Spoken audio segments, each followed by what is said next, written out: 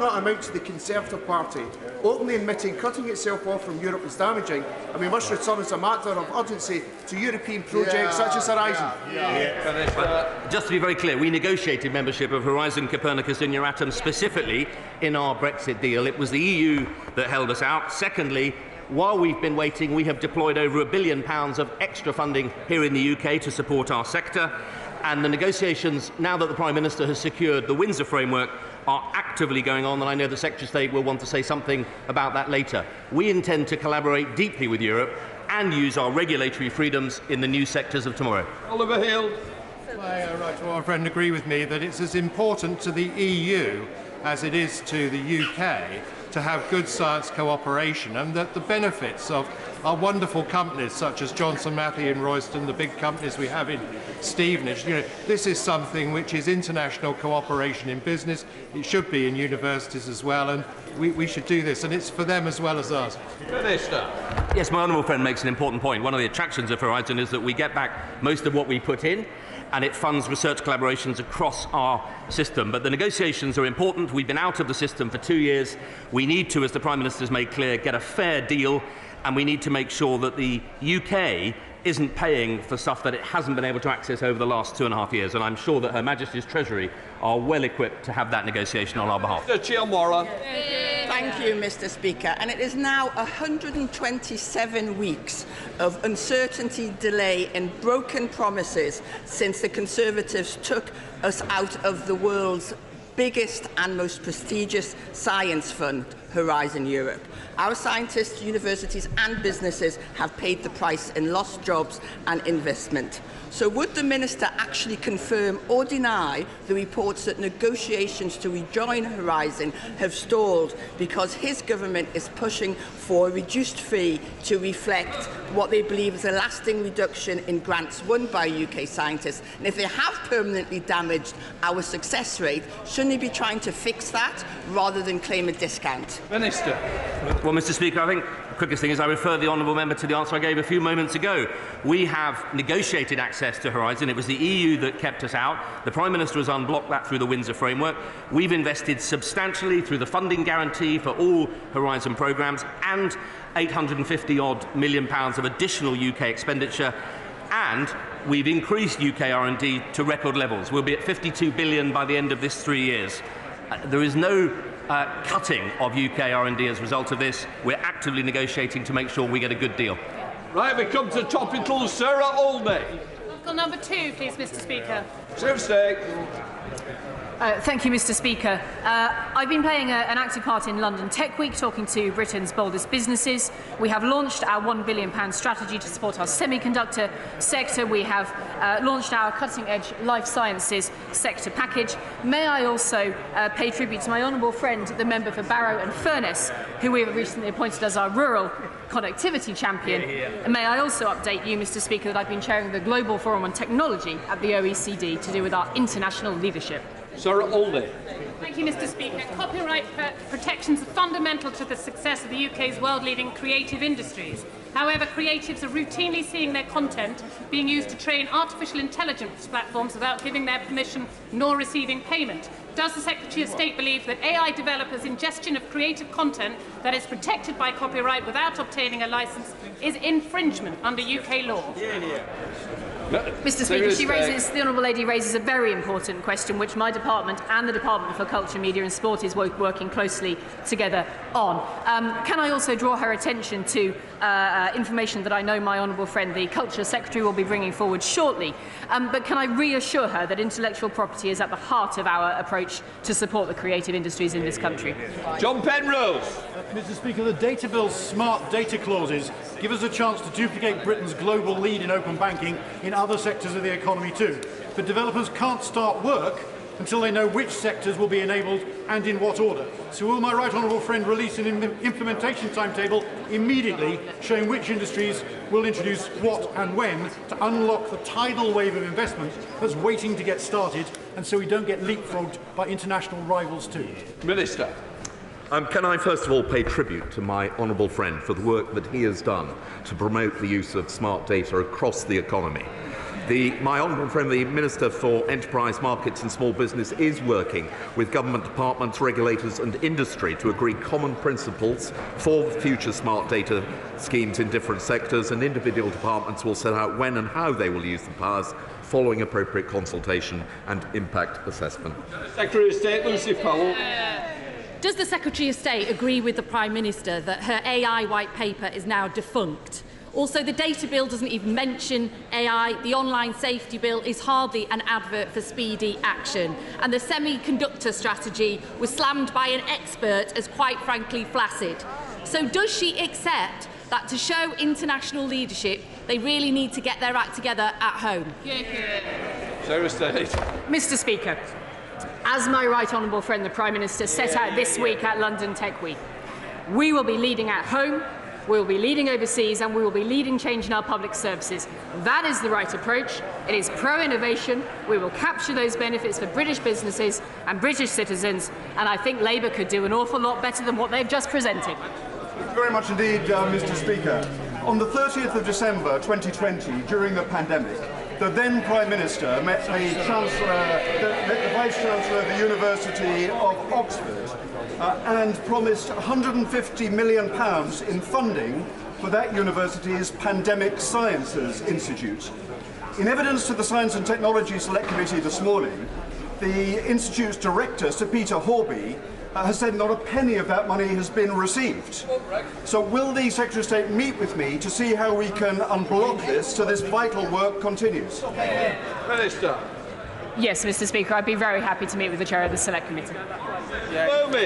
Thank you, Mr. Speaker. This Tech Week, I pay tribute to King's Maths School in my constituency, who provide tutoring for 16 to 19-year-olds. In 2020, the government promised £300 million for mathematical research, but now, despite all of that, it's abandoning this commitment.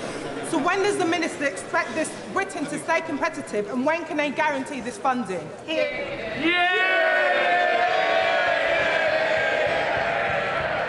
Yes, Mr. Speaker, as the Prime Minister's made clear, we're putting maths at the heart of our curriculum, and I, as Minister for Research, am making sure that maths is properly funded to our research ecosystem. I'll happily meet her and talk to her about it.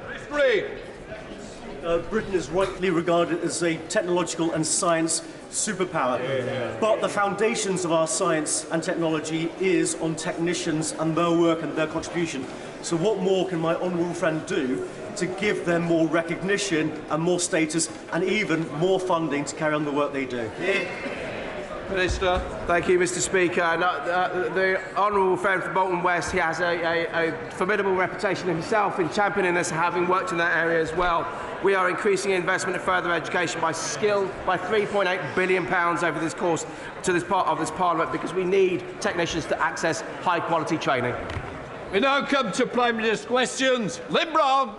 Number one, Mr. Speaker. Prime Minister.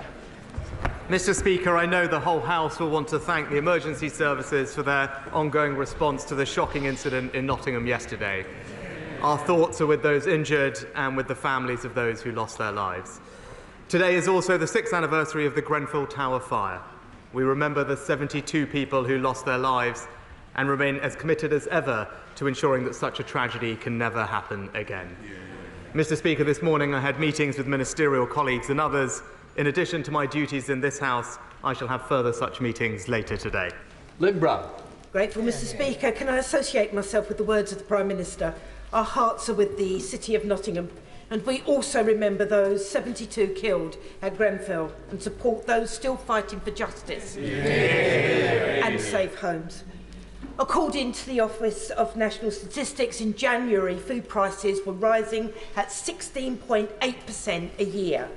The most recent figures show food prices rising by a whopping 19.1%, making a mockery of his pledge to halve inflation. Does he honestly think people won't notice? Mr. Speaker, of course, I acknowledge that the cost of living is rising for families, and that's why my first priority at the beginning of the year is to halve inflation. I'm pleased to say that inflation is now falling, and in the latest set of estimates, we remain on track to do so. With regard to food prices, we're not alone in experiencing high food price inflation like many other countries in Europe. That's why the Chancellor has already spoken to the CMA, who are looking at the grocery industry, and we continue to support families with the cost of living, notably by paying half of their energy bills. Thank you, Mr. Speaker. Mr. Speaker, it's a fact that Labour have never left government with unemployment lower than when they came in. And figures released yesterday show that there are now 4 million more people in work than when Labour were last in power. Does the Prime Minister agree that the security of a good job will always be better than Labour's dependency culture? Mr. Speaker, my honourable friend is absolutely right to point out Labour's poor record on jobs, and yesterday's figures showed that the UK economy is resilient, with the number of people in employment now at a record level, Mr. Speaker. By no means complacent, but the inactivity rate continues to fall and the unemployment rate remains at historically low levels. That is a Conservative government delivering for our country. We now come to the Leader of the Opposition, Keir Starmer. I join with the Prime Minister in his comments about the terrible attack in Nottingham yesterday and in tribute to the work of our emergency services. The thoughts of the whole House are with the victims and the people of that great city. I also join him in remembering the 72 people who lost their lives in the Grenfell Tower fire.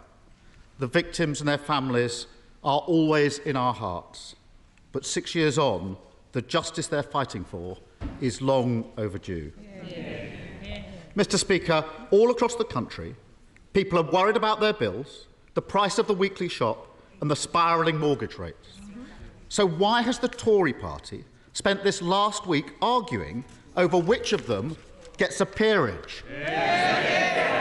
Prime Minister. Well, Mr. Speaker, my points on this are very clear. In line with a long-established convention of previous Prime Ministers having the ability to submit honours, I followed the process to the letter in convention with long-standing process. It is, by the way, Mr. Speaker, a long-standing convention that Prime Ministers on both sides of this House have followed in the same way that I did. Keir Starmer. Mr. Speaker, the truth is, for all his tough talk after the event, the Prime Minister did sign off the honours list. And that means, Mr. Speaker, that those who threw a Downing Street party the night before the late Queen sat alone at her husband's funeral will now receive awards from the King. If he's so tough, why didn't he block it? Mr. Speaker, as I said, I and the government follow due process and convention. Prime Ministers of both parties have always upheld the convention of non-interference on political honours. My predecessors may not have agreed with Labour's choices of Tom Watson or Shami Chakrabarti, but the same precedent, Mr. Speaker, the same precedent stood then as it does now, and I'd expect a knight like him to understand that.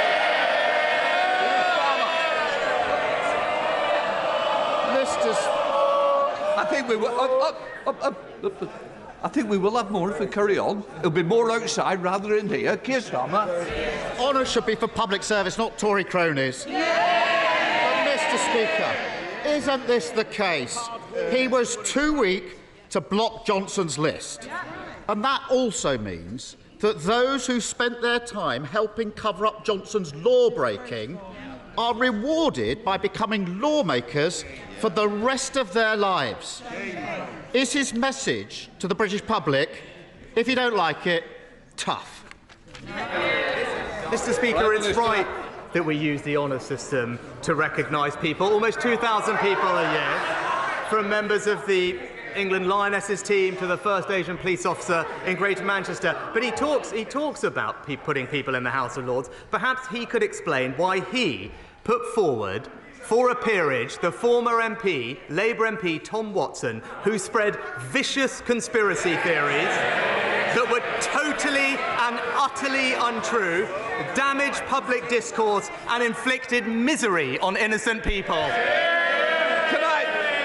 Quiet.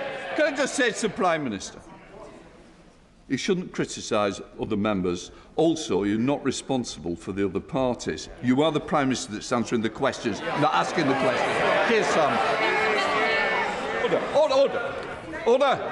Order. Is somebody wanting to challenge my decision? Keir Starmer. Mr. Speaker, the truth is the country is paying the price of this endless cycle of chaos and distraction. The Tory economic crash means that millions of mortgage holders will pay thousands of pounds more next year, and the blame lies squarely at the door of a government more focused on the internal wars of the Tory party than the needs of the country. Does he not think that those responsible should hang their heads in shame? Mr. Speaker, as I said right at the beginning of the session, our #1 economic priority is to reduce inflation so that we can restrain the increase in interest rates. But one thing we know that we need to do that is to reduce our borrowing and debt, Mr. Speaker. That's how we will bring interest and mortgage rates down. But last week, what did we see? Labour confusion with the Shadow Chancellor attempting to water down their plans to borrow £28 billion more a year.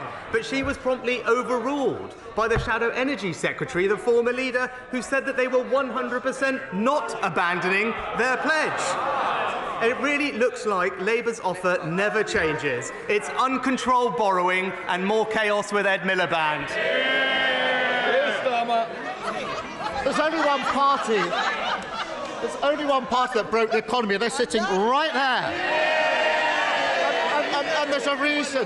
There's a reason they can't fix the problems facing the country, because they never take responsibility for the damage that they've done. And it's not just Johnson. The Prime Minister's immediate predecessor is hoping to reward those who made her reign such a rip-roaring success. On her honours list are the masterminds of that kamikaze budget, the economic extremists of the Institute of Economic Affairs, those whose disastrous ideas crashed the economy and left the country to pick up the pieces. Will the Prime Minister block that honours list, or will he buckle to her as well? Mr. Speaker, if you want disastrous economic ideas, all you have to do is Labour's economic policy on energy. I mean, it's an energy policy that seeks to ban all new British oil and gas drilling, Mr. Speaker, jeopardising 200,000 jobs and our energy security at a time of international conflict. Despots like Putin are the only people who will welcome such a policy. His predecessor once said that he wanted British jobs for British workers. His policy is British jobs for Russian workers. Keir Starmer. Mr. Speaker, if he spent as much time focused on the economy, the NHS and the asylum system as he does haggling with his predecessors about who gets honours, the country would be in a far better state. But once again, he's lost control, and once again, it's working people paying the price. And if he disagrees with that, why not put it to the test? End the boasting, the excuses, the Tory chaos, see if he can finally find somebody, anybody, anywhere, to vote for him, and call a general election now. Mr. Speaker, he talked about asylum just this week. It was the Labour Party that voted against plans to tackle illegal migration. Just this week, it was the Labour Party that voted against plans to tackle disruptive protesters by their funding eco-zealots, Mr. Speaker. But we're getting on and delivering for the country. We're delivering record employment and the fastest wage growth in years, Mr. Speaker. It's clear only the Conservatives are going to deliver for the people of Britain. Mr. Speaker, crime is down significantly and falling. Police officer numbers are at an all-time high, but the police funding formula remains elderly and out of date and penalises counties like my own of Hampshire to the tune of many millions of pounds. Previous administrations have made the commitment that a new police funding formula would be in place by the general election. Can I invite the Prime Minister to make the same commitment, please? Prime Minister. Well, Mr. Speaker, recognise that the current police funding formula no longer accurately reflects demands on policing, and that is why the review is carefully considering local factors for each police force. Our priority is to deliver a robust, future-proof funding formula, but it is important that we take the time to get that right, and I know that the Home Office will continue to keep the House updated on our progress. We now come to the Leader of the SNP, Stephen Flynn. Thank you, Mr. Speaker. I would just like to echo the sentiments of the Prime Minister and indeed the Leader of the Opposition in relation to the terrible incident in Nottingham, and indeed our thoughts are with all of those still reeling from the tragedy at Grenfell all these years later.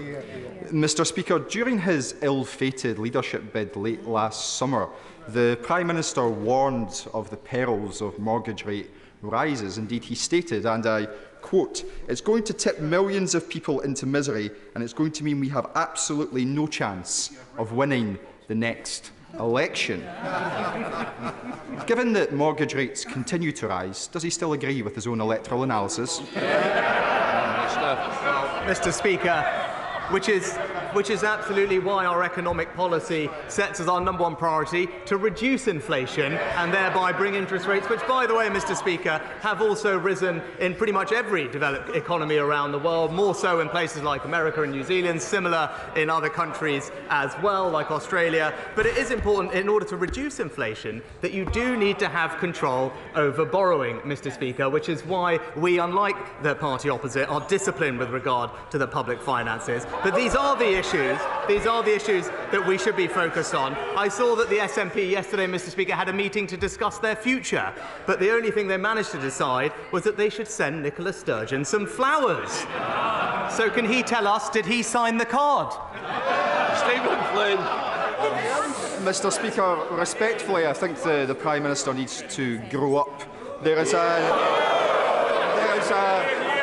an elephant in this here chamber when it comes to the dire economic circumstances facing the UK, and that's Brexit. The Tory benches, they don't want to accept it, and the Labour Party, they don't want to talk about it. But whether it's food prices, energy prices, or indeed mortgage prices, households in Scotland are being shafted by Brexit. So can I ask the Prime Minister, will he apologise for the cycle of misery that Westminster has caused? Prime Minister.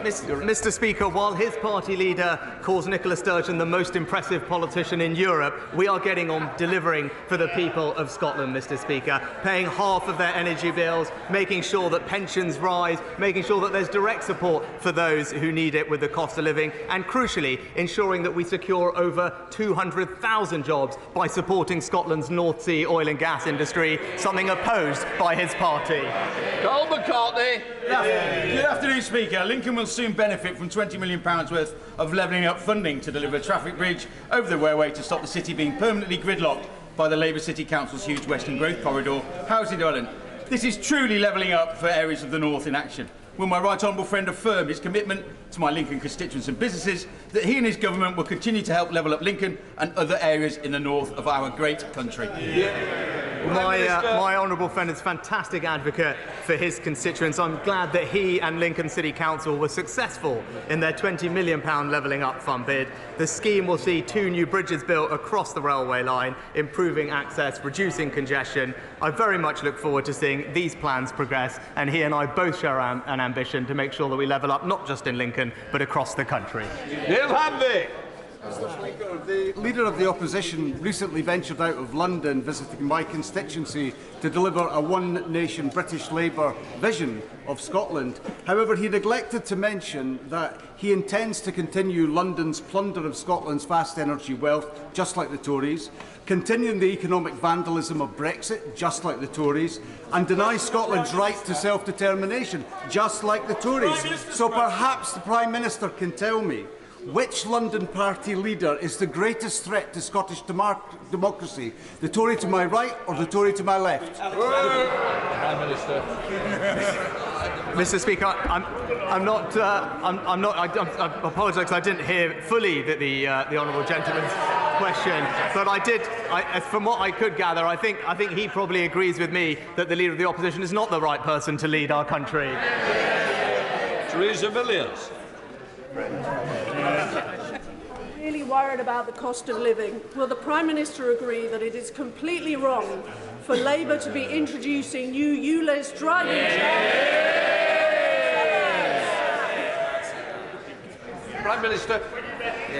Well, Mr. Speaker, my right honourable friend is absolutely right to raise this important issue. While we are getting on providing significant support to families with the cost of living, the Labour Mayor of London, to whom transport has devolved, is busily putting it up, imposing the ULEZ charge against the overwhelming views of residents and businesses. It is disappointing he is not listening to the British public and the public in outer London, but what's even more, his plan to raise costs on working families is totally backed by the Leader of the Opposition. Kim Johnson. Thank you, Mr. Speaker. Prime Minister, new data from the End Child Poverty Coalition and Loughborough University has shown that your government's austerity measures have plunged 4.2 million children into poverty, 70% of them in working households. In Liverpool, Riverside, 42% are living in poverty, up 7% since 2015. So can the Prime Minister commit to scrapping the cruel and ineffectual two-child limit to lift 250,000 children out of poverty and meet with anti-poverty organisations? Mr. Speaker, I'd just like to gently point out to the honourable lady that there are in fact 400,000 fewer children in absolute poverty than in 2010. And we also know, Mr. Speaker, that work is the best route out of poverty for families. So with employment, as we saw yesterday, at record levels, I'm pleased that there are now over 600,000 fewer children in workless households in 2010. On the specific policy that she raises, it actually ensures fairness, Mr. Speaker, by asking families on benefits to make the same financial decisions as families supporting themselves solely through work. Thank you, Mr. Speaker. Mr. Speaker, earlier this week, the all-party group on coalfield communities published our report into next steps in levelling up the former coalfield communities, which I know the Prime Minister has received a copy of his inbox.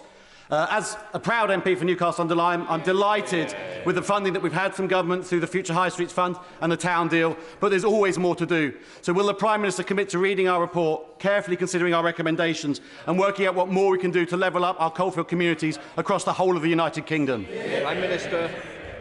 Well, Mr. Speaker, I very much welcome the work of the APPG for coalfield communities and indeed the breadth and ambition of their policy contributions. We are committed to levelling up the UK by spreading opportunity more equally across the country, investing in and empowering places that need it the most, and including coalfield communities. And I look forward to discussing and hearing from the honourable gentleman further.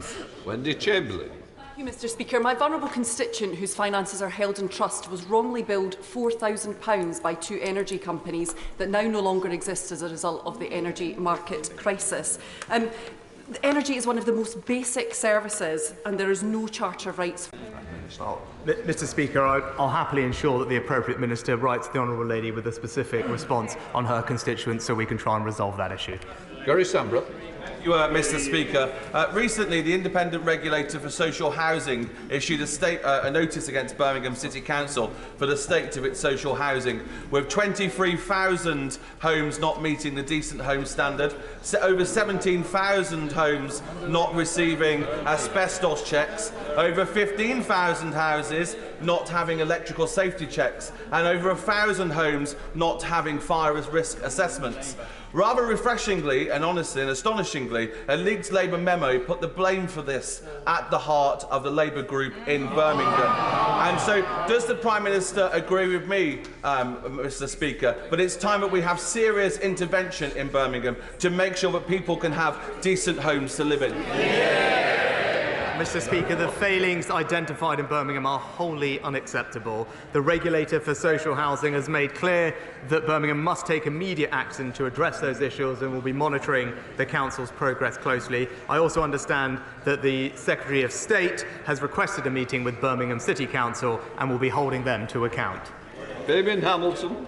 Mr. Speaker, Ilkley Homes builds thousands of modular houses every year in its factory near Leeds, many of which are completely carbon zero, meaning no bills at all for residents. But today, it is facing the prospect of collapse putting 4,200 future homes and 1,500 current jobs at risk. Now, given that the Home Builders Federation says new housing units could drop to just 120,000 next year, does the Prime Minister now accept that his government's scrapping of housing targets was the wrong decision?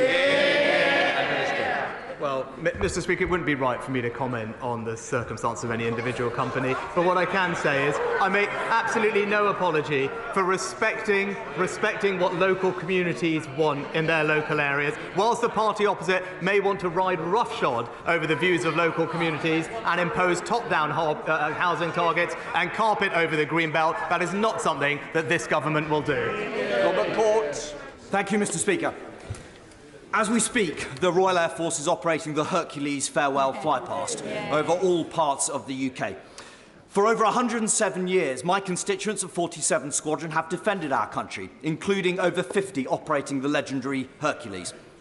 Now, as the squadron stands down, would my right honourable friend join the whole House in paying tribute to this remarkable record of service of this amazing squadron?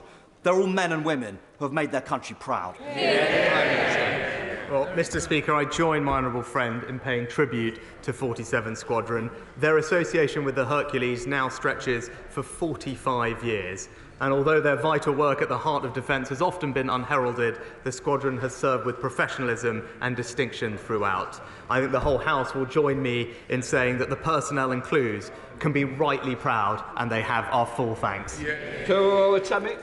Mr. Speaker, my constituent Sarah has been let down by this government. Her elderly father, a veteran living with cancer, has developed a serious heart problem. His next appointment is scheduled for November. In the cost of living crisis, my constituent paid for private care, as he cannot wait 5 months for an appointment. He has now been diagnosed with heart failure. This is the reality of Tory Britain. Elderly and sick people neglected and turned away. The Conservatives have broken the NHS and they've broken Britain. The British public deserves so much better. Only the Labour Party can deliver this. So when will the Prime Minister call a general election? Well, Mr. Speaker, I am very sorry to hear about, I believe it was Sarah's father, and I hope he has a speedy and gets all the treatment that he needs. With regard to the NHS, Mr. Speaker, we're investing record sums in the NHS, but also with more doctors, more nurses, more diagnostic scans to identify cancers earlier, and with elective surgical hubs to get the wait lists down. We're starting to see progress, having practically eliminated those waiting 18 months, but there is more work to do, Mr. Speaker, and I'm pleased that the NHS is fully supporting our plan and getting on with delivering it for people. Alert Colburn. Thank you very much, Mr. Speaker. Can I thank the Prime Minister and the Health Secretary for the recent announcement that the Epsom and St Helier NHS Trust can proceed with plans to improve and upgrade St Helier and build a brand new hospital in Sutton. Now, the NHS Trust is really ready to go. They're further along than other trusts in that cohort. So can the Prime Minister assure me that when the Trust is ready to go, the Treasury and the Government will be ready to give the green light to them as well? Prime Minister. Well, can I thank my honourable friend for all his campaigning and focus on this issue for his constituents. We remain committed to the new hospital scheme for the Epsom and St Helier University Hospitals Trust. It will deliver brand new state-of-the-art facilities as part of our new hospital programme. I know the department are working closely with the Trust to make sure that we can progress works as soon as possible and expect the new hospital to be delivered by 2030. Mr. Virendra Sharma. Thank you, Mr. Speaker. Throughout the war in Ukraine, the largest mobile operator, Q-Star, has kept its services operating at 93% and is investing millions in Ukraine's recovery. Will the Prime Minister, therefore, use next week's Ukraine Recovery Conference to bring together governments and the businesses to invest in Ukraine's telecoms recovery and ensure the people of Ukraine are kept connected with their loved ones throughout the war? Prime Minister. Can I thank my honourable friend for the very thoughtful and powerful question. He's absolutely right about the aim of next week's Ukraine Recovery Conference Summit, which we're very proud to be hosting, and indeed the theme of that summit is how to bring in private capital to help rebuild Ukraine after this devastating war, and I join him in paying tribute to all those companies who, in the face of the onslaught that they are seeing, are providing essential services for the people of Ukraine. They deserve our absolute admiration and support. Sally Ann Hart. Mr. Speaker, last week we acknowledged and celebrate carers, of which there are thousands across beautiful Hastings and Rye. Would the Prime Minister join me in thanking them all for their priceless value and congratulate Hastings Voluntary Action and the Isabel Blackman Centre in receiving local care for the Carers Awards for their support of unpaid carers in our communities, and the outstanding CQC-rated Radfield Home Care in Hastings, which recently won a national award? Prime Minister. Well, I join my honourable friend in congratulating carers in her constituency for all their awards. I'm also incredibly proud of our health and care staff across the country and recognise their extraordinary commitment. And I'd also like to pay tribute to unpaid carers and young carers for all that they are doing in Hastings and across our nation.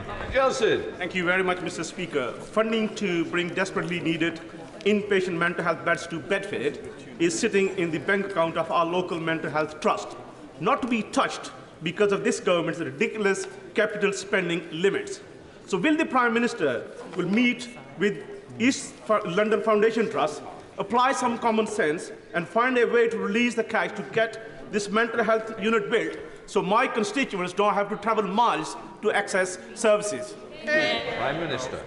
Mr. Speaker, we are investing record sums in NHS capital, and particularly I can tell the honourable member that we're putting more money into mental health services and taking more action than any previous government. At the heart of the NHS long-term plan is the largest expansion of mental health services in a generation. I'll ensure that the appropriate minister writes to him with an update on the conversations between his trust and their local capital plans.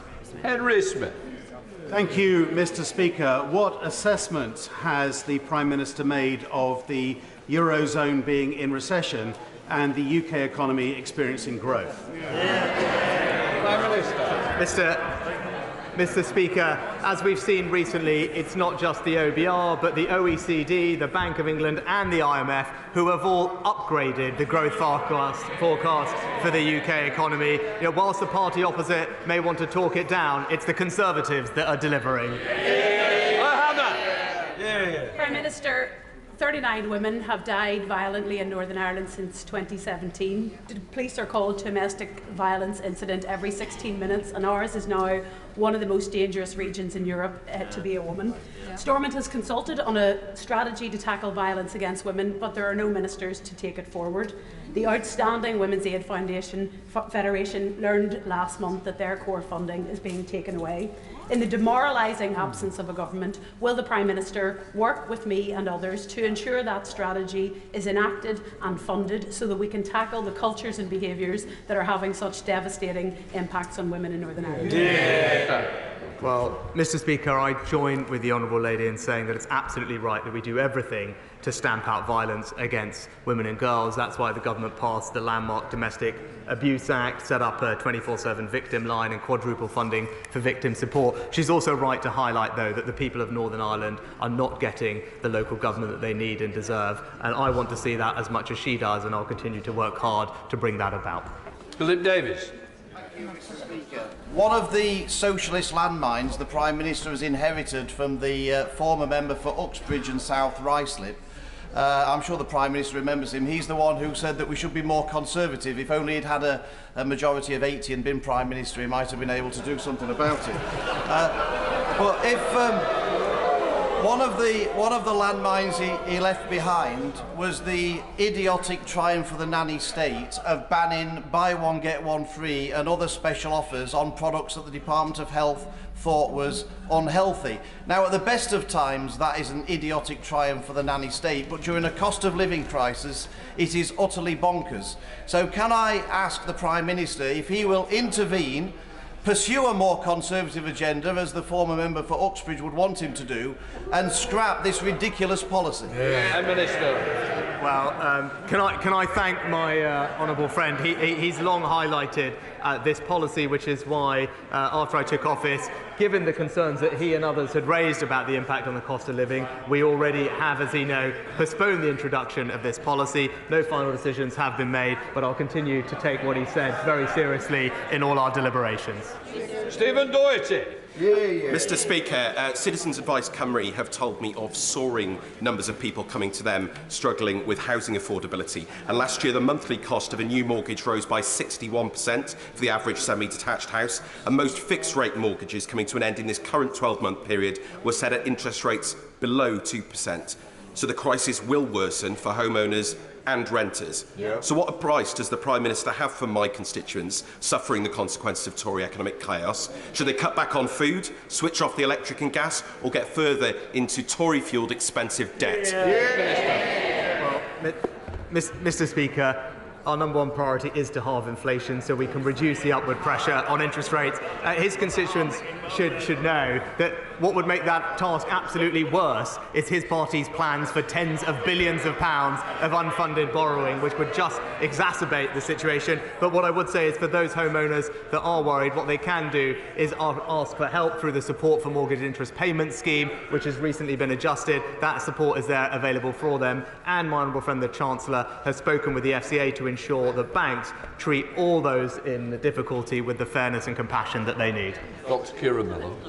Mr. Speaker, I was pleased to deliver my report into the opportunities provided by deep geothermal last week, and I'm looking forward to visiting the opening of the deep geothermal plant at the Eden project, championed by the member for St Austell and Newquay next week.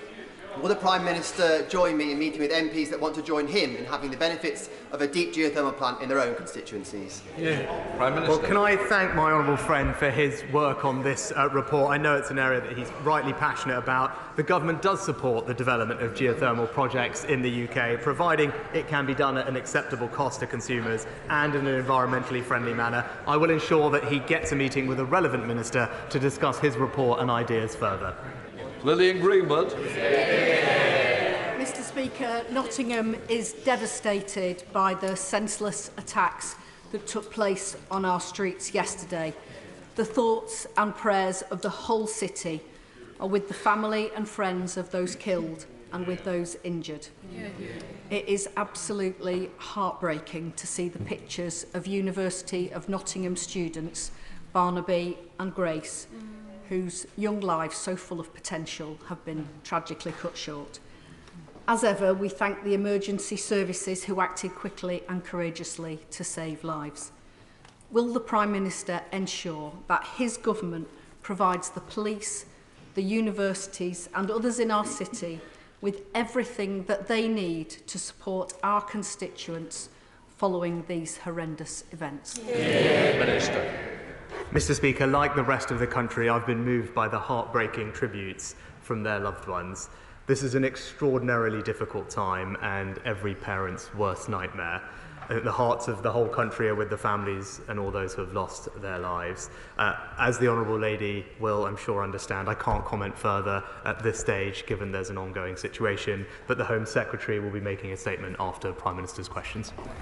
Final question, David Simmons. Thank you, Mr. Speaker.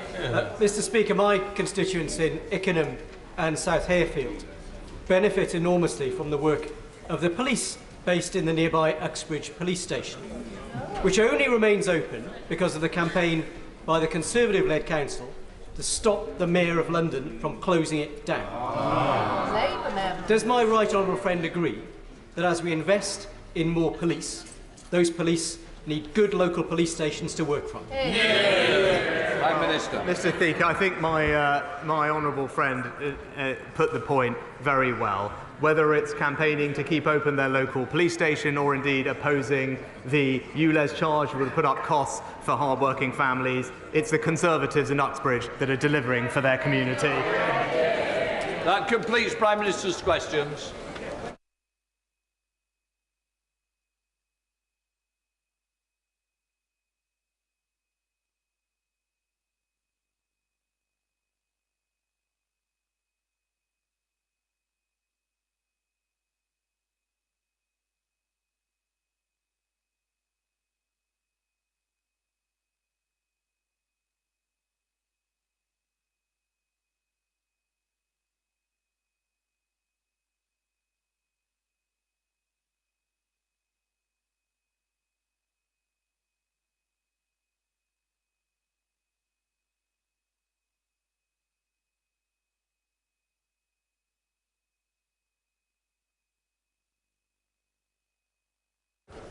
Right, we come to the statement. Home Secretary. With permission, Mr. Speaker, I would like to make a statement about the horrific events in Nottingham. Nottinghamshire Police have confirmed that a 31-year-old man has been arrested on suspicion of murder after 3 people were killed in Nottingham city centre early on Tuesday morning. The same individual is suspected of stealing a van and then running over another 3 people who are now being treated for their injuries, one of whom remains in critical condition. We know that a knife has been used in these attacks, and 2 of the victims were students at Nottingham University. The 3rd victim was the owner of the van that police suspect was stolen and used to run down those pedestrians. I know that the whole House will join me in expressing our sorrow and that our thoughts and prayers are with the victims' families, friends, and all those affected. All of us extend the hand of friendship to the people of Nottingham. I'm, of course, being kept fully informed by law enforcement on the ground and receiving regular updates. Mr. Speaker, the House will appreciate the critical importance of following due process at all times. It's completely natural to seek answers immediately when something terrible happens, but it's also vital that those answers are wholly accurate. Speculating out loud is never helpful and runs the risk of being counterproductive. The police have asked for patience while the inquiries continue, Mr. Speaker. I can tell the House that the police are working flat out to establish the full facts and provide support to everyone affected. They are currently keeping an open mind as to the motives behind these attacks, but I can confirm Nottinghamshire Police are being assisted in their inquiries by counter-terror police, though this does not mean that it is currently being treated as a terrorist attack. I'm grateful to all our emergency services for being on the scene and dealing in a professional manner with a deeply distressing situation. We all owe them a huge debt of gratitude. At awful moments like this, Mr. Speaker, it is vital that we come together as a country, and I have no doubt that we will. The City of Nottingham and all its people are at the forefront of all our minds, and every resource of the state is at their disposal, and I commend the statement to the House. We now come to the Shadow Home Secretary of ECU. Thank you, Mr. Speaker. Can I thank the Home Secretary for her statement, for advance sight of it, and join with her and with the whole House in expressing our deep sorrow and shock at this truly awful attack. The families of those who have been killed have expressed their tributes to their lost loved ones, and so I join them in paying tribute to Barnaby Webber and Grace Kumar, 2 young, talented students who had hugely promising futures ahead of them. We've seen the tributes from their heartbroken families and also from the local and national sports clubs that they played for. We pay tribute to Ian Coates, a school caretaker. We've also seen the tributes from his family and the school he worked for, who said he always went the extra mile for them. And our condolences, thoughts and prayers go to their families, their loved ones, their friends and colleagues. And our thoughts and best wishes too go to the 3 other people who have been injured in this same terrible attack, and to their families who will be so deeply distressed at what has happened, worrying for their loved ones. And we stand in solidarity with the people of Nottingham and the University of Nottingham, where the 2 young people were studying, all so shocked and devastated at what has happened, but also so determined to come together in the face of tragedy. People who gathered in vigil last night, the sober words and tributes from the council leader, from local MPs, local faith and community leaders, and everyone particularly will join in thanks to the emergency services who have had to respond to this awful attack, saving lives and keeping people safe. As the Home Secretary has said, an individual has been arrested, and this is still a major ongoing investigation, and it is not appropriate for us to speculate or say anything that would interfere in that investigation. But can I welcome the involvement of counter-terror police at an early stage of this investigation? That does nothing to preempt any conclusion about the potential motive behind this attack, but I have raised in the past the importance of having CT police expertise involved at an early stage while motives and circumstances are investigated, rather than being brought in at a much later stage once relevant material has been gathered. So can the Home Secretary confirm this is a sensible approach for the expertise and assistance of the counter-terror police to be drawn on at an early stage, even before any conclusion has been reached? And can she tell us if she's been given any timetable for updates on this issue? She'll know there are also wider concerns about the need for properly coordinated and appropriate sensitive support for the victims of major incidents, including terror attacks. So can she set out what support is available for the families and friends of those affected and for the services and people in Nottingham? Doubtless there will be countless more questions for the community and for Parliament once more is known about this dreadful attack. But for now, we send our support to Nottinghamshire Police in their investigation, and all our thoughts and solidarity to those who have lost loved ones and to the people of Nottingham at this difficult time. Home Secretary. I thank the Right Honourable Lady for her comments and the sentiment with which she makes them. The Nottinghamshire Police are leading the investigation. It is they are at a very early stage. They have carried out a number of searches, a number of inquiries across the city, and they will continue to gather evidence over the coming days. And police and other agencies are working flat out to establish the full facts and provide support to everyone affected. As I said, and I'll reiterate, the police have asked for time and space and patience while those inquiries continue. I'm being kept regularly updated by the police and agencies on the ground. There is the families of all of the victims have been informed and are being supported by specialist police officers.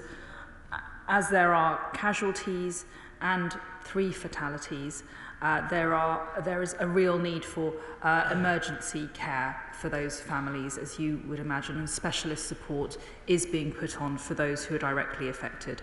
But I echo the sentiment of the House, as expressed by the Prime Minister, that we are all saddened, shocked, and our hearts are with those affected, the victims, their families, their friends, their communities, and the City of Nottingham.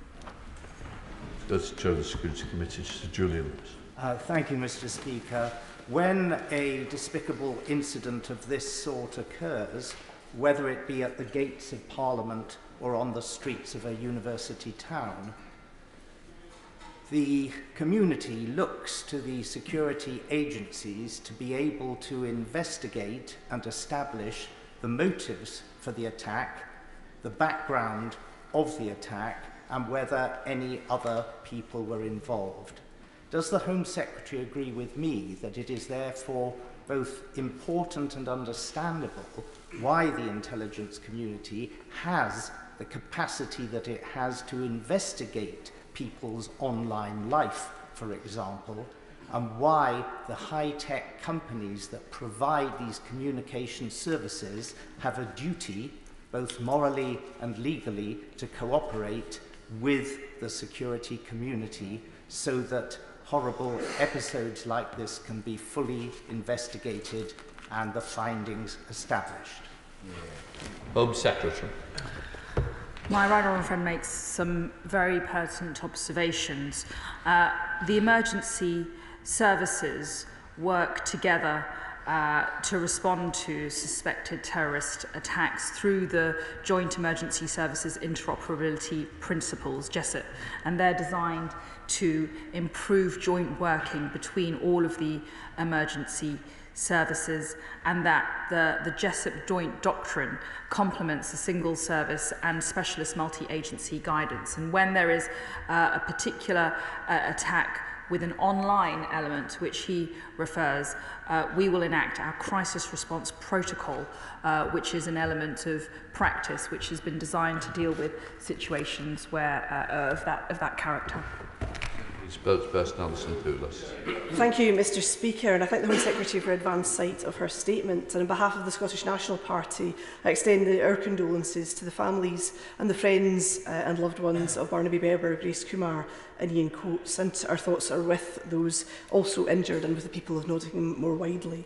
I would like to express our thanks also to all the emergency services and those providing ongoing support to those affected at this time.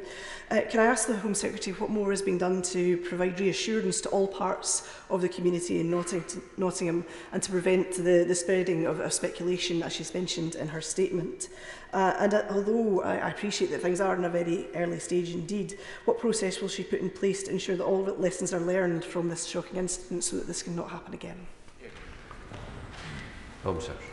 Well, the Nottinghamshire Police, working with local authorities and agencies, are working intensively to ensure that not only the investigation work is carried out effectively, but also those who are directly affected by this terrible incident are getting all the support they are entitled to. Andrew. Thank you, Mr Speaker. Yesterday's horrific attacks in Nottingham City has devastated our county. 3 innocent lives have been lost, and I'd like to offer my deepest condolences to the families of those who have died and my thoughts to those who are injured. I'd like to thank the emergency services for the work they have done. The town of Beeston in my constituency of Broxtowe has a large student population. They and many members of the public will currently be feeling shaken and afraid. I would ask the Secretary of State for reassurances that all will be done to support the families, our student population and our communities at this very difficult time. Home Secretary. Well, it's particularly galling that there is a vibrant, youthful university community which will be so tragically affected by this tragic incident, and the university is supporting the students' family and friends as well as staff and the student body. They're working very closely with the authorities on the ongoing investigation into the incident, and the Secretary of State for Education has been in touch with the Vice-Chancellor of the university to offer any support that might be needed from the Department for Education. Chair of the Select Committee, Dame Diana Johnson. Mr Speaker, and can I thank the Home Secretary for making this statement today and for the information that she has been able to pass on to the House, and I look forward to further updates in the coming weeks. Can I also extend my thoughts and prayers with all those who are killed and injured, their families and friends, and of course we all recognise the vital role of the emergency services in dealing with these very fast-moving incidents. And I just wondered if the Home Secretary might be able to say if she's identified any additional support that Nottinghamshire Police need at this time. Home Secretary. Well, I am in personal and regular contact with the Chief Constable of Nottinghamshire Police, and I have made that offer very clear to her. We stand ready here at the Home Office to help in whatever way she requests, but to date this operation is being led very effectively by the Chief Constable in Nottinghamshire and with her team. Brendan Clark-Smith. Thank you, Mr Speaker. As a proud Nottinghamian, I have to say it's been a very difficult couple of days for us all, and particularly for those who represent people in the areas affected. But would the Home Secretary join me in praising the emergency services for the work they have done, for reacting so quickly, and not just the whole community of Nottingham, but particularly our students, our universities, and joining with us as a House to do everything that we can to support them going forwards. Home Secretary. My honourable friend speaks for his constituents and the people of Nottinghamshire when he sets out our thanks admiration and gratitude for those on the front line and in the emergency services who are responding right now to the tragic consequences of this terrible incident. They are heroes, and we must thank them day after day for their fantastic work. Nadia Witt. Thank you, Mr. Speaker. I'd like to send my deepest condolences to the families and friends of the victims of yesterday's attacks and to wish a full recovery to those injured. I would also like to thank the emergency services who have been working tirelessly responding to this tragic incident, including the first responders who battled to save lives at the scene. Nottingham is devastated by the deaths of 3 residents of our city, Grace Kumar, Barnaby Webber and Ian Coates. It was incredibly moving to join the vigil yesterday at St. Peter's Church, where hundreds of people came together in grief, among them many students who lost 2 much-loved members of their community. Will the Home Secretary join me in paying tribute to the people of Nottingham, to their unity and resilience at this painful time? Home Secretary. The Honourable Lady speaks with passion and care for her constituents, and I echo the sentiment that she's expressed. The people of Nottingham will be shaken beyond belief over the events over the last few days. We are with them as a nation, and we stand by them, with them, and we will support them in all ways that they need. Tom Randall. Speaker, Nottingham is a great city with a proud history and a bright future. So to see that these crimes have unfolded across my home city has been deeply upsetting. Will the Home Secretary, I'm sure the whole House will join me in sending our deepest condolences to the victims, their family and friends, and to the injured, and to thank the police and the emergency services for the work that they have done and will continue to do. As we begin to take stock of what has happened and to cope with what has happened, I know that there is support available for those who have been affected, for example, from the Nottinghamshire Victims Care Service. So will the Home Secretary join me in encouraging those who have been affected by this in any way to seek the support that they need as we begin to take stock and begin that slow process of recovery over this dreadful incident? Home Secretary. Well, there has been a magnificent response from the local authorities and the local emergency services, and in particular with regard to the families and those who are affected because of the incident. There is a wide range of extensive support which is currently on offer for them, and those who are affected shouldn't hesitate to get in touch with the local authorities to seek that support. Lillian Greenwood. Thank you, Mr. Speaker. Everyone in Nottingham was shocked by yesterday's senseless attacks. Barnaby and Grace were just walking home after a night out. Ian appears to have been on his way to work. Today, many people in our community are feeling incredibly frightened, fearful even to walk down their own street. Will she give a commitment to our city that she will ensure Nottinghamshire Police has the resources it needs, not only to keep our city safe, but to provide all our residents with the reassurance that they need to live their lives without fear today, in the weeks and in the months ahead? Home Secretary. Well, I thank the Honourable Lady for her words. She's absolutely right. The people of Nottingham will feel grief, they will feel fear, and they will feel profoundly disturbed by what has happened. Their homes, their places of work, where they come from. It is going to affect people in many, many ways. We want to keep them safe. That is my job, that is the police's job. That is why the police are working intensively right now, not only to secure the environment and to make sure that an investigation is conducted effectively. We need to support them in their work. Anderson. Thank you, Mr. Speaker. I speak as a man who's lived in Nottinghamshire all his life, and Nottingham is a beautiful city with wonderful people, and I doubt that the people of Nottingham and Nottinghamshire will ever come to terms with this vile and cruel act. The public want answers, but more importantly, they need to know that they are safe on the streets of Nottinghamshire. So what reassurances can the Home Secretary give to the people of Ashfield and the whole of Nottinghamshire and Nottingham City especially, that they are safe and the police are getting all the resources that they need. Home Secretary. People can feel safe in Nottingham going forward. I know that is difficult for many people to feel in the immediate aftermath of a terrible incident of the type we have just seen. But they must know that the police are working flat out to get to the bottom of this. Ultimately, we all want justice.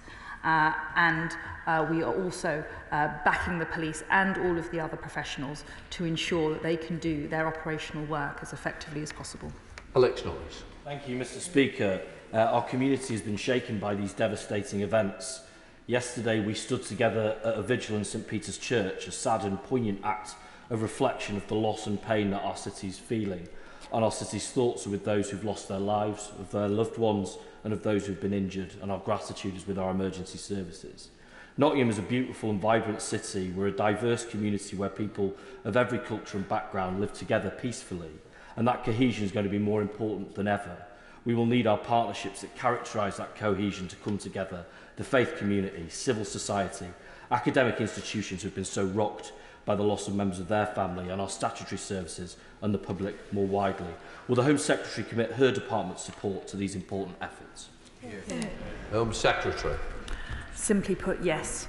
The Honourable Gentleman, again, speaks with devotion and care to his residents and constituents. And frankly, there are no words to describe the pain and anguish that people are feeling right now in Nottingham. But exactly as he says, communities, faith groups, the professionals coming together to support one another in a spirit of recovery and unity is the way that we will rebuild from this. Maggie Through. Speaker, many Eros residents work and socialise in Nottingham. In fact, just last Friday, I drove along the Ilkeston Road to go to Nottingham, where two young people who had got such bright futures ahead of them sadly lost their lives. So I know the area very well.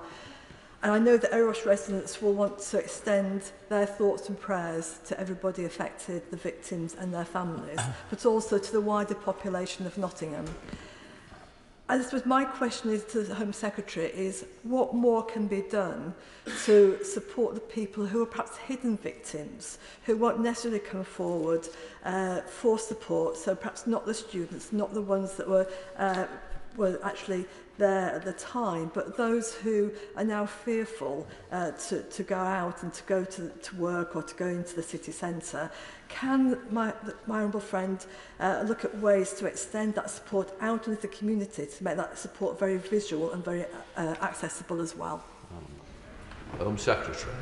Well, my honourable friend makes a good point that there will be hidden victims and hidden those in the shadows, so to speak, who will be profoundly affected by what has happened.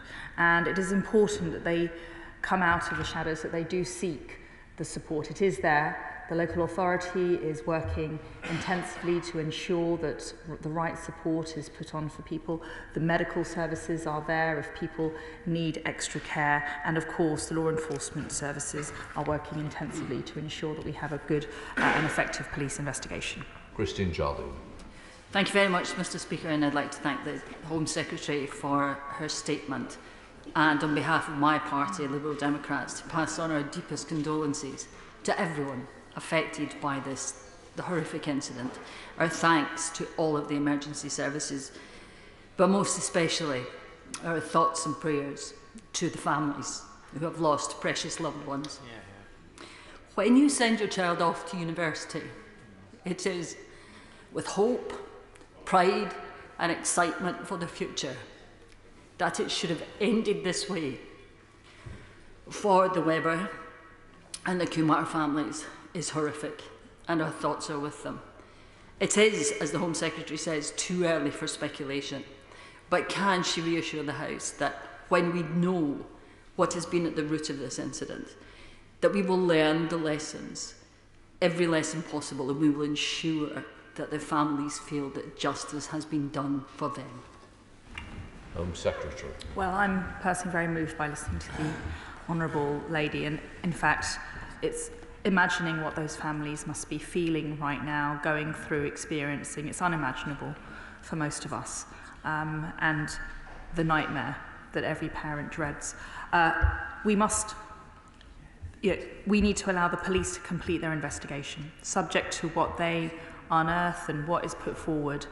Yes, of course, every victim of crime wants to see justice done. That is ultimately what the rule of law is about. Ian Duncan-Smith. Mr. Speaker, I align myself completely with everything that's been said about the people of Nottingham and the difficulties they're going through now. But Grace O'Malley Kumar, as one of the two, was in fact resident in Woodford, and I remember that she has been part of Woodford Wells Cricket and Hockey Club. She was a star, England under 16, England under 18, all destined for a great future. Can I say to my right honourable friend, it's very important, I think, both the communities in Nottingham and the families are protected, but all of those people who got to know her and had high hopes for her will have those dashed as well. So can we make sure that there is a degree of outreach to all of those people that were worked with her, that helped her grow, because the devastation, not just of a lost life, but of a lost future that may have changed other lives for the better, is the terrible devastation of this terrible act. Home Secretary. My right honourable friend puts it very powerfully that the ripple effects of this tragedy will be felt far and wide, and it will take considerable time for many people to recover and move on with their lives. This is a tragedy of an enormity that the people of Nottingham haven't seen, but also many other groups and communities around the country. Jim Shannon. Thank you, Mr. Speaker. Can I thank the Secretary of State very much for her statement and for her clear compassion for those who grieve today. It is just heartbreaking to hear the tragedy and the cruel, vicious, devastating deaths of two young aspiring students and a man in his 50s. On behalf of my party, the Democratic Unionist Party, and myself, I wish to send our sympathies and condolences to the family and friends of all the victims and to the good people of Nottingham. Fear does stalk the streets of the United Kingdom. So can I ask, will the Secretary of State ensure that any details relating to the motivation behind the attack will be revealed to the general public so that future predators and murderers can be identified and that swift action can be taken to preserve life? Thank you. Well, decisions like that are one for the police, and once they establish the facts and if and when they bring charges and if there is an ensuing prosecution, the facts will become aired in the proper course of justice. Jane Hunt. Thank you very much, Mr. Speaker.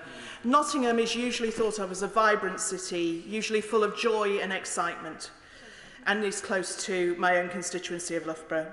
Mr. Speaker, may I offer on behalf of the people of Loughborough, my heartfelt condolences to the city, to the families, to the Nottingham members of Parliament, and to everyone who has been involved and been impacted by this shocking and senseless act.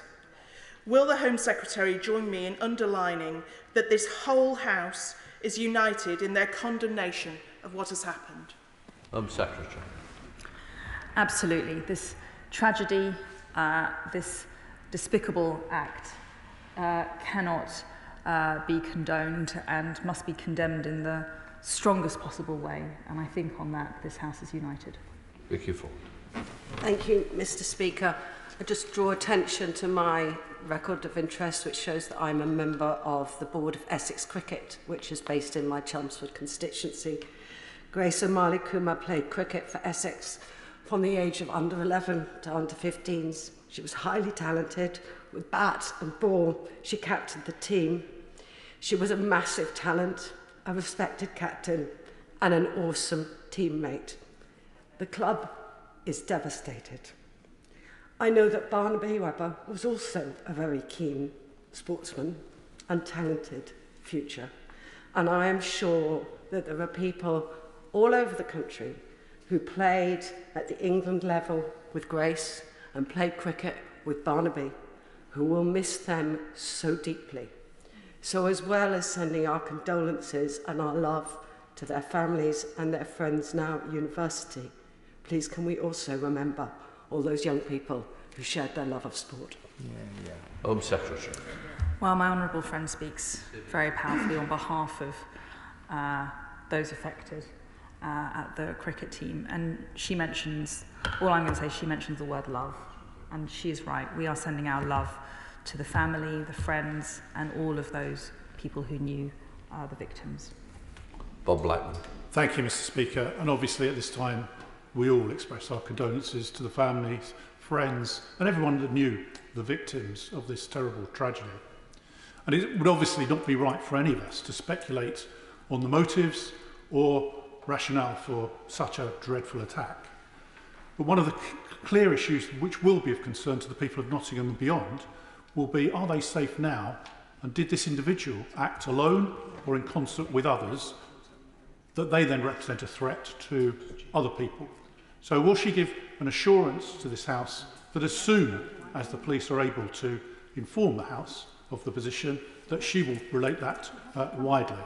And will she also, once the investigations are complete, update the House on the reasons and rationale for this attack, and indeed what the history of the individual may have been? Home Secretary. Well, Nottinghamshire Police are doing a good job of regularly updating the public, and they've already made several public statements as the investigation is progressing. I don't want to look behind that or undermine that process. I must allow them to carry out their investigations in the fullest and safest possible way. We wouldn't expect anything less of our police. And we got somebody who knows about terrorism, Anna Fair. Thank you, Mr. Speaker. On behalf of everybody in the new city of Southend, I want to pay tribute to all those who were senselessly murdered and offer our sincere condolences to the victims' family and friends. I hear that we mustn't jump to conclusions, but we do know that a knife was used in these attacks. And I know that tackling knife crime is one of the Secretary of State's absolutely top priorities, which is why she has recently been consulting on reforming our knife laws. And I wondered if she wanted to use this opportunity to underline that commitment and possibly give us an update on the consultation and when it might be published and implemented. Home Secretary. My honourable friend again speaks with considerable power when she expresses her condolences towards those who have been affected by this tragic incident. And the government has made £130 million available this year to tackle serious violence, including murder and knife crime. We've increased the powers in particular pieces of legislation. But fundamentally, this is about a tragedy. We must all keep working relentlessly to ensure that incidents like these don't happen again, and this is what we're working to do at the Home Office. I think the House is always its best when it comes together, and it's certainly come together today, where we all pay our respects to those who's died, and all our thoughts are for the victims, the families, and those people who have suffered in the city of Nottingham. Right, we now... Point of order, Jim Shannon. And I've indicated to one of the members beforehand, staff members, has the Secretary of State for DCMS indicated that he is to come before this House to announce his intention to discuss with the Director General of the BBC recent cases whereby licence fee payers are to pay for all costs and all compensation in a series of recent tribunal cases, particularly two female former BBC employees in Northern Ireland? There has to be, Mr. Speaker, I believe, accountability for... Honourable member, I've got the gist of what he's asking me. The answer is no. Right, we now move to the 10-minute rule bill. Emma Lowell. Thank you, Mr. Speaker. I beg to move that leave be given to bring in a bill to require the Secretary of State to ensure that families eligible for the Healthy Start scheme are registered to receive it, to confer certain powers on government departments and agencies and public bodies for that purpose, to provide for an opt-out where the family wishes, and for connected purposes. I am sure that across this House we can all agree that every single child deserves the best start in life, and that when it comes to those very early years, a nutritious diet is essential for growth and development. That is why the last Labour government introduced the Healthy Start scheme. It provides financial assistance in the form of a prepaid card to those pregnant, under 18, and families with young children claiming certain benefits to help with the ever-increasing costs of fruit, vegetables, formula, milk and vitamins. The scheme is available in pregnancy and until a child's 4th birthday. Yet the scheme is beset with problems caused by this government that can easily be fixed by this government. That is what my bill intends to do today, to offer the government a simple, cost-neutral solution so that no baby or infant goes without. As I present this bill, there will be mothers and fathers who, instead of excitedly preparing for their newborn or enjoying those early years with their little ones, will be worried and distressed about how they're going to provide for them. In evidence to the APPG on Child of the North that I co-chair with my honourable friend for Cheadle, we heard that children in the North are more likely to die before reaching their 1st birthday. Desperate mothers are seeking abortions because they simply don't know how they will feed their baby. It has been widely reported that in desperation, some parents have resorted to theft of baby milk and formula or are watering it down. That this is happening in a country as rich as ours should make the benches opposite not only feel shame, but spur them into some action to help those in need. Healthy Start take-up is low. The government's 75% target has only been achieved in 2 out of the 553 constituencies, yet the comparative scheme in Scotland has reached 88%. In some areas, the take-up is as low as 50%. Sustain have estimated that this amounts to approximately 200,000 babies, infants and pregnant women missing out, leaving £53 million unclaimed. The last 13 years have seen the cruelty of austerity, inaction on low-paid and insecure work, the dismantling of the welfare state, the decimation of vital public support services and led to disgraceful and avoidable levels of child poverty. With food inflation now above 19%, food banks, baby banks, faith groups and charities have become an embedded part of our welfare state, including Key to Life Food Bank in my constituency, who are reporting a 300% increase in demand coupled with a decrease in donations.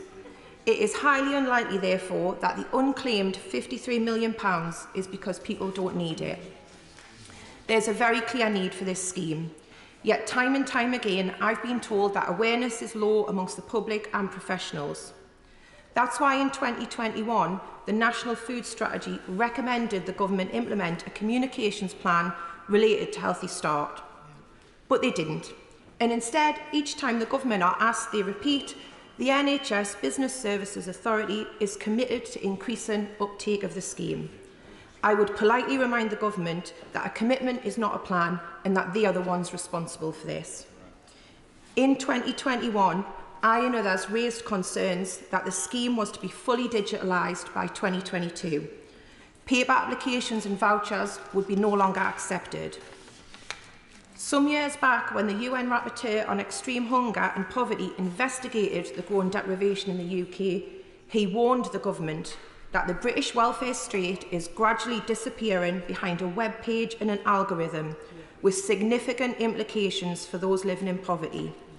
And by assuming that all claimants have the digital skills needed, the government has built a digital barrier. Sadly, they ignored his entire report and ploughed ahead. The result for Healthy Start was that over 34,000 people who were previously in receipt of the vouchers are no longer receiving them. The NHS BSA then admitted to technical issues, meaning that applications were being declined, resulting in parents and pregnant women struggling to get through to the helpline and having their payment cards rejected.